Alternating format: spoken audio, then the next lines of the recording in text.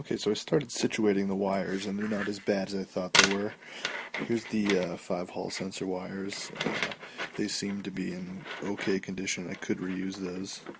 And then I have my positive and negative for my battery input, and my 3-phase wires. Now, here is my sending wire for my throttle, which comes down into this little pedal assist controlling box and out, and all this mess I'm going to have to figure out. I'm going to cut this open right now and basically try to bypass this board and get rid of it. So let's see if we can get into that. Okay, I found out it was easier than I thought to remove that thing, and it's not necessary. So I just basically cut all the wiring out, and now I just have my regular sending wire going down to the controller like normal. So we don't need anything else. Now I just have to figure out what's going on with this big harness right here, and then we're good to go. I cut that other harness out, and now I have a couple of little pigtails out of here that I need to get rid of.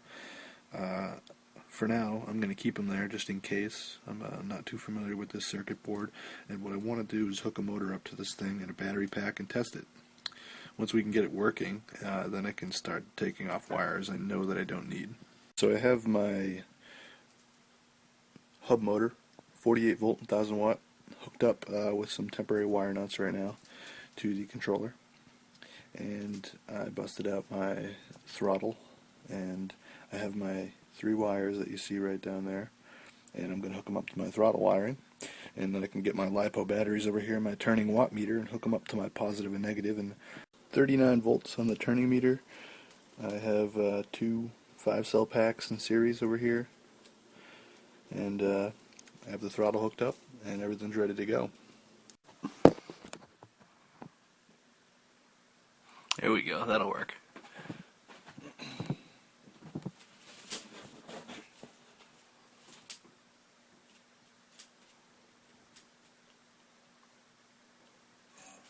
Ooh.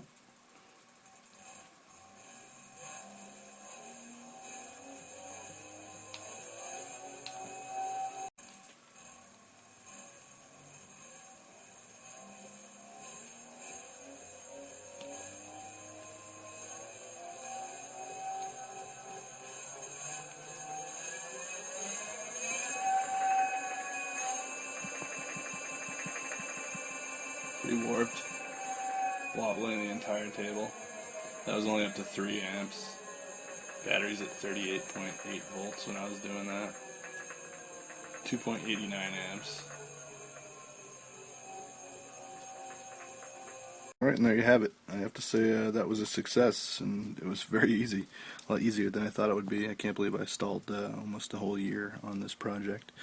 I got rid of the pedal assist. I got rid of all the unnecessary wiring that was in the harness that I didn't care about, like the shut-off braking and the on-off switch and all this stuff that I'm not even going to use, like the battery positive out to check your voltage on your throttle. I don't need any of that stuff. This is all I need. I have my Hall sensors, I have my throttle wires, and then I have my wires going to my motor and my battery. That's it. Nothing else.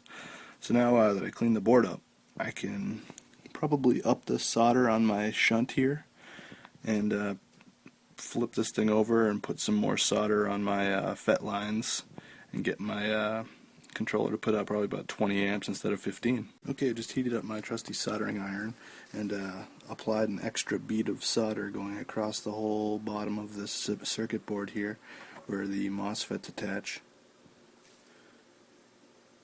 It was actually fairly easy to do. You just have to watch out and make sure that you don't short any terminals that weren't touching. It only took about a minute. And I also added a bar of solder on my little shunt there. Now you don't want to complete that all the way, because if you complete it all the way, the shunt's useless. You want to just apply enough solder to where it makes the part of the shunt shorter. So say the shunt's 1 inch long, you can make it so it's 1/4 inch long instead. I have the right portion of the controller's cover that slides over all the wires in place, and I have the main board back into the controller's housing. That was the hardest part, is lining it all up.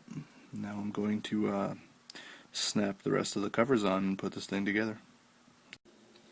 And there you have it. With a little time and patience, we get her back in her cover, and the controller is ready to go. That's all it took right there. Remove pedal assist, up the amperage, this thing's good to go. I could have changed the wiring, but I mean, they're pretty fine stranded copper, 14 gauge. This thing will definitely handle 20-25 amps, no problem. And I don't need anything more than that, so I think we're good.